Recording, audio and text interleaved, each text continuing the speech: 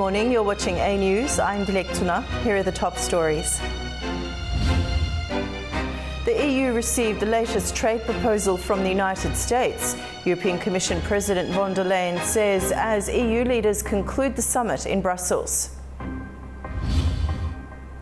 US Defense Secretary Hegseth says he has no intelligence suggesting that Iran relocated its highly enriched uranium before recent US strikes.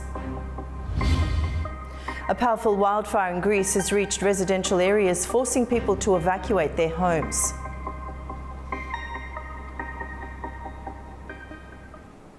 A tense day of diplomacy in Brussels has wrapped up, with European leaders tackling a wide-ranging agenda: trade tensions with the United States, sanctions on Russia, and rising pressure over the humanitarian crisis in Gaza. Transatlantic trade, the war in Ukraine, and the humanitarian crisis in Gaza topped the agenda as European Union leaders gathered for a one-day summit in Brussels on Thursday. Top of the agenda, a possible trade agreement with the United States. European Commission President Ursula von der Leyen confirmed that Brussels has now received Washington's latest proposal. Today, we received the latest US document for further negotiations. We are assessing it as we speak right now. So our message today is clear. We are ready for a deal. At the same time, we are preparing for the possibility that no satisfactory agreement is reached. This is why we consulted on a rebalancing list, and we will defend the European interest as needed. In short, all options remain on the table. The renewed push for a deal comes ahead of a July deadline that could trigger sweeping new tariffs. EU leaders say European industries are already feeling the pressure. I pointed out the chemical industry, the pharmaceutical industry, mechanical engineering, the steel, aluminium and automotive industries. They are currently all burdened with such high tariffs that it really endangers the companies. France echoed calls for urgency, but with caution. President Emmanuel Macron warned against accepting what he called an unbalanced deal and insisted the EU must preserve its regulatory autonomy. We want to conclude quickly because it is in our collective interest, but we do not want to conclude quickly at any cost. While EU officials remain hopeful, the White House has suggested that the tariff deadline could still be extended, though it's ultimately up to President Donald Trump. Negotiators on both sides say talks are ongoing. Beyond trade, EU leaders endorsed a 6-month extension of sanctions against Russia. The new package, expected to be formally approved in the coming days, comes as Russia's war in Ukraine enters its 4th year. Ukrainian President Volodymyr Zelensky addressed the summit via video link, urging greater military and financial support. But his country's stalled EU accession remains blocked by Hungary amid ongoing tensions with Brussels. Meanwhile, Hungary and Slovakia voiced concerns over the EU's roadmap to phase out Russian fossil fuel imports by 2027, seeking guarantees to protect their energy security. Diplomats say a compromise could unlock the sanctions package by Friday. On the Middle East, the summit took a cautious position on Israel's military operations in Gaza. Leaders reviewed a critical EU assessment that cited potential human rights violations, including attacks on hospitals and the obstruction of humanitarian aid. The Brussels summit concluded with EU leaders outlining next steps on trade, sanctions and regional conflicts ahead of a series of high-level international meetings scheduled for the summer. And to the Middle East now. In his latest message, Israel's Prime Minister says his country's military victory over Iran has created new opportunities for peace in the region. But Iran's supreme leader is warning any future US strike will come at a heavy price. In his latest message, Prime Minister Benjamin Netanyahu said that Israel's success in the conflict with Iran has created a dramatic opportunity to broaden peace efforts across the Middle East, including the addition of new countries to the Abraham Accords, which was also announced by the US Trump administration. We have fought with strength against Iran and achieved a great victory. That victory opens an opportunity for a dramatic expansion of the peace agreements. Over in Tehran, in his first televised remarks since the ceasefire was reached between Iran and Israel, Supreme Leader Ayatollah Ali Khamenei claimed that the US failed to achieve anything after striking Iranian nuclear facilities. Khamenei praised Iran's retaliatory strike on the Al Udeid air base in Qatar, which houses Washington's largest military post in the region, and warned it could happen again. The fact that the Islamic Republic has access to important American centers and can strike them whenever it deems necessary is no small matter. Iran and Israel signaled an end to their airstrikes as a ceasefire brokered by US President Donald Trump was announced. Both sides claim victory after 12 days of fighting, during which Trump ordered US airstrikes in support of Israel to hit Iran's uranium enrichment sites. Now, in Israel, residents are grateful for a sense of normality. I feel freedom. I feel that I'm back to life. I went to do gym and the sun, and I can, go outside and have fun. It's life. And I know now much more to appreciate it. And on the streets of Tehran, there's relief, but also caution. Naturally, everyone loves peace. A ceasefire is a kind of peace, and thankfully, it ended well. God willing, it won't be temporary. May the ceasefire hold, and life can return to how it was before, calmly and peacefully. As Washington and Tel Aviv celebrate what they call a strategic win, Tehran insists it's just the beginning of a longer battle. US President Donald Trump recently said that we should expect developments and surprising news regarding the Abraham Accords, suggesting new countries are set to join in. Previously, our James Ezimoha discussed Israeli-Syrian normalization and the Abraham Accords with Hamdi Rafai, a political analyst based in Washington, D.C. Hamdi explained the reasoning behind Syria's interest in normalizing relations with Israel. Well, Syria doesn't have any long-standing alliances or political stances. We have a new government in place, a government that has clearly made no expectations known to Israel. We must put this into the proper context, though. There's a one-sided battle going on, an asymmetrical war. Israel has decided to launch a war to then talk about peace. And peace is very difficult when one side is occupying the other side's country, and that's what Israel's done. In response to a new government with a whole new page turned here, we see that Israel has skipped the diplomacy time and went straight to war, attacking Syria, killing Syrians, bombing Syrians, creating military outposts in Syria. So to talk about peace or joining the Abraham Accords while Israel continues to engage in this kind of belligerent activity in Syria is really very difficult to understand. We have one side that wants peace, Syria. The new government has clearly said that they have no intentions of any kind of antagonism or foreign interference in Israel, yet Israel has chosen to engage in a pattern now of foreign interference over the last 7 months, where it's supporting sectarian elements, separatists, people who are making sectarian claims based purely on a power grab. Israel has now existed for approximately 100 years, 75 to 100 years at this point. So, Israel has been in existence for a long time now. Acceptance of the existence of a nation should not be shocking to anyone. And a state of constant war was never the intention of any Syrian. That was maybe a stated goal of resistance of the prior Syrian government, but that prior Syrian government had no credibility, authority, etc. It was a government, an outcast government, a rogue government that was part of the axis of resistance of Iran that has now been destroyed.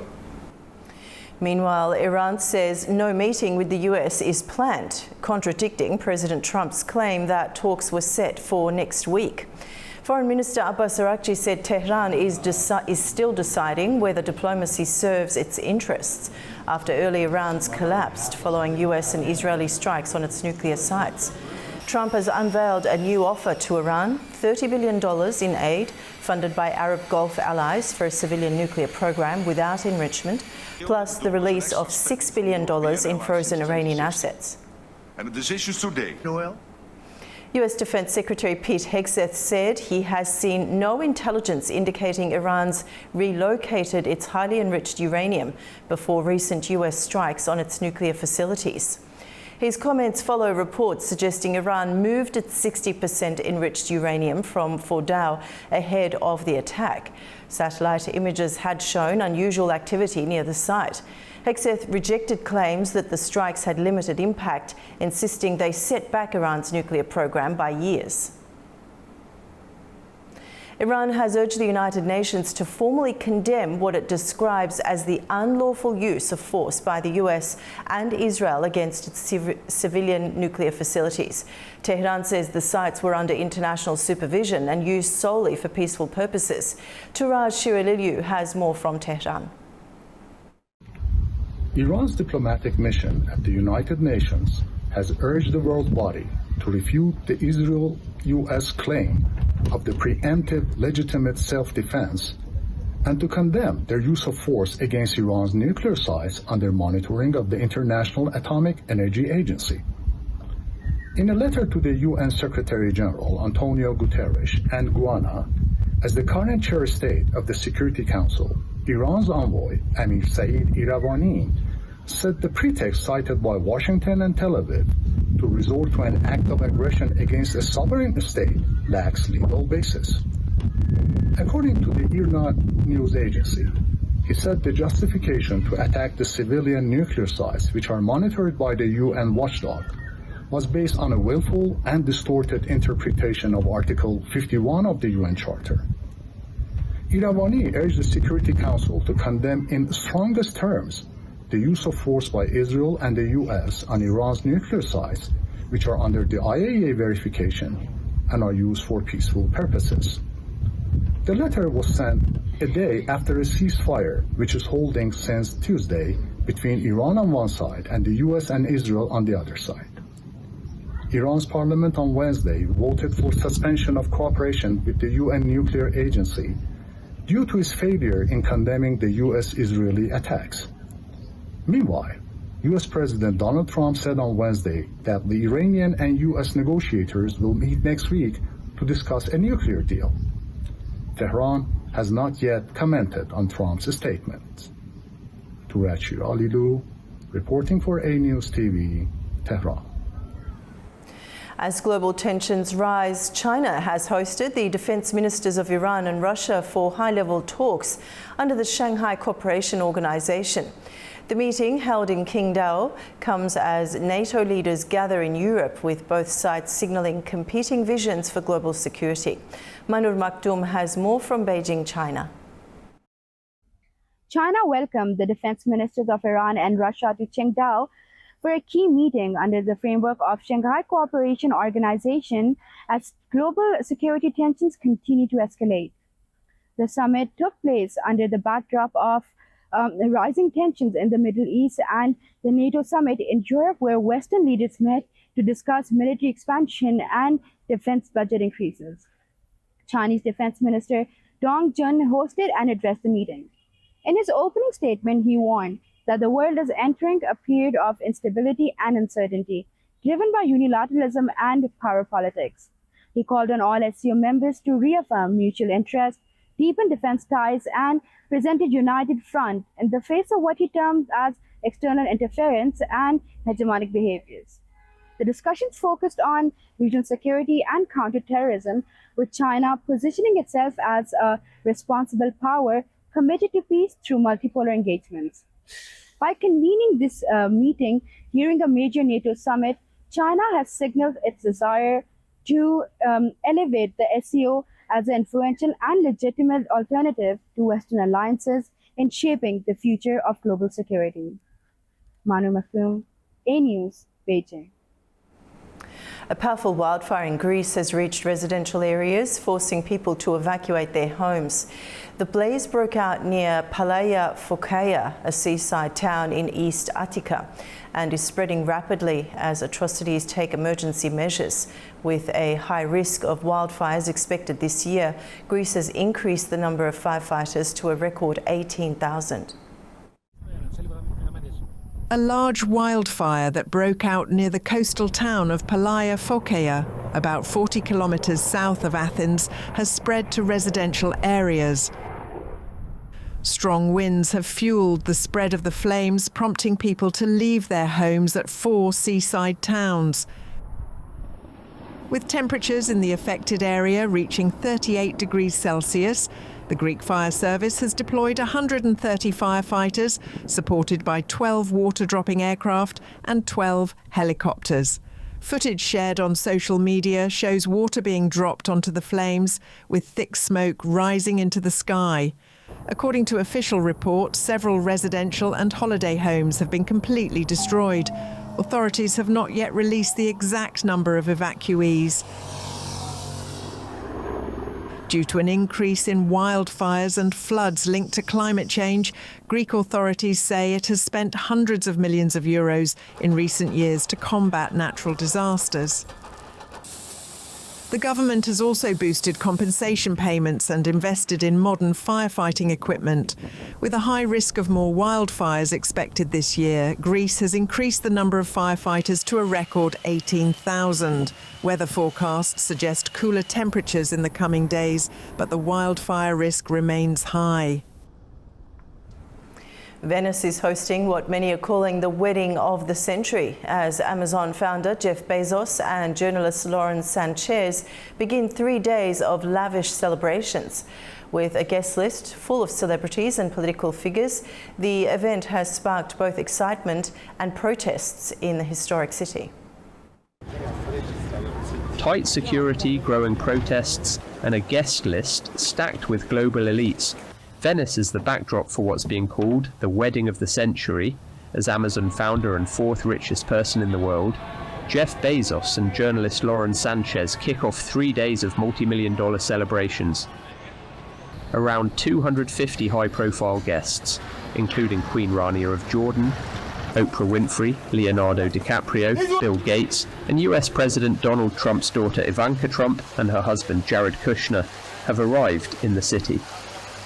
Many were seen entering the cloisters of Madonna dell'Orto, where Thursday night's open-air welcome was held. The couple is set to exchange vows on Friday on the small island of San Giorgio, opposite St. Mark's Square, with celebrations continuing through Saturday at the historic Arsenale. With an estimated $50 million price tag, the wedding has drawn backlash from locals and activists who accuse the couple of turning Venice into a private stage for the ultra-wealthy. However, Bezos and Sanchez have donated more than €1 million to protect Venice's fragile lagoon. Meanwhile, strict security measures have grounded drones, paused gondola traffic, and kept luxury yachts stationed along the Adriatic, as Venice watches closely, divided between spectacle and protest.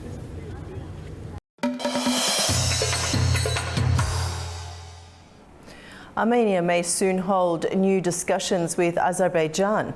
That's according to Deputy Foreign Minister Vahan Kostanyan on Thursday. Kostanyan expressed a positive stance toward dialogue, noting Armenia's readiness to sign a peace treaty and support for further meetings with Azerbaijan. He cited the recent leaders' meeting in Tirana as a promising move toward renewed discussions. Georgia's economy posted strong growth in the first quarter of 2025, with real GDP rising by 9.8% compared to the same period last year, according to data from the National Statistics Office of Georgia. In nominal terms, Georgia's GDP for January to March reached approximately $7.7 billion. The GDP deflator for the quarter stood at 3.4%, while the GDP per capita was estimated at $2,100. Key sectors driving growth included education, healthcare and social services, as well as information and communication industries. Afghanistan's diplomatic ties continue to strengthen on the international stage. The Taliban announced that ties with Turkey has upgraded to ambassadorial level. Our correspondent Tamim Bahis has more from Kabul. In Ankara, a major diplomatic milestone was marked as Afghanistan's acting foreign minister Amir Khan Muttaqi announced the elevation of bilateral ties between Kabul and Ankara to full ambassadorial status.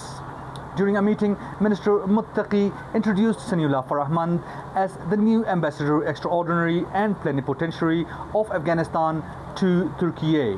This move positions Turkey as the sixth country to recognize diplomatic relations with Afghanistan at this level, following in the steps of China, Pakistan, Russia, the UAE and Uzbekistan. The announcement is being seen as another step by Kabul to legitimize its government on the international stage. While the upgrade in ties may not equate to full diplomatic recognition, it does allow for greater coordination on issues like trade, migration, and regional security. Turkey has long been a key player in Afghan affairs, historically maintaining dialogue even in periods of political transition. With Turkey's latest move, Afghanistan government gains another diplomatic foothold, although challenges remain in seeking broader international legitimacy. This is Tamim Bahis in Kabul for Anewz. Kyrgyzstan is set to build the largest mountain ski resort in Central Asia. Investors from several countries have already shown interest in the Ala 2 resort project. According to officials, the resort is expected to become a major tourist attraction in the region. Fariza Kalimurzina has more. Kyrgyzstan is steadily moving forward with building the Ala 2 resort, which will be the biggest ski resort in Central Asia. This major tourism project is located in the Issyk-Kul region and includes 3 main resort areas. The entire complex will cover about 4,000 hectares. Jarkanbek Maksutov, director of Ala 2 Resort, announced that the resort will have a natural snow retention system, allowing the ski season to last up to 7 months. Construction is expected to be completed by the end of 2026, and at that time the resort will offer around 250 kilometers of ski slopes, 2 cable car lines totaling 4 kilometers, and modern engineering and social infrastructure. Work started 2 years ago, including building roads, power stations, water supply and wastewater treatment plants. The resort is planned to welcome up to 850,000 visitors a year and create around 5,000 jobs. President Sadr Japarov is personally overseeing the project, highlighting its importance for Kyrgyzstan's economy and its place on the world stage. At the same time, Kazakhstan is also focusing on developing winter tourism. Near Almaty, there are plans to build a new ski resort inside the Ile-Alatau National Park. To do this, authorities want to transfer about 20,000 hectares of protected land to the city administration. Together, these projects show that Central Asia is becoming an important region for global tourism. But rapid development and competition for investment also bring challenges like protecting the environment and ensuring growth is sustainable. Fariza Kalimurzina, Anewz in Almaty, Kazakhstan. These are the updates from Baku for now. Stay tuned to Anewz for more and have a great morning.